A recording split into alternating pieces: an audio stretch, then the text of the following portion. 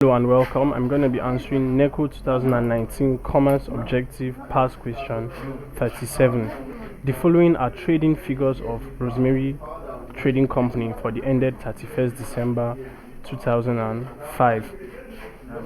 So,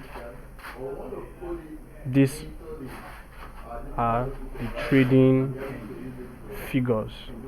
These are the trading figures for that company for this period, for the ended 31st December 2005. So we are asked, what is the total expenses of the company? A, 15,500 naira, B, 19,000 naira, C, 19,500 naira, D, 22,000 naira, E, 27,500 naira.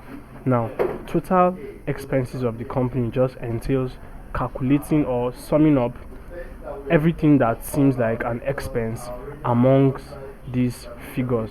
So let's look at what could be classified as expenses. Now, from what we have here, rent can be classified as expenses, selling expenses as well, obviously, and then wages are all classified as expenses.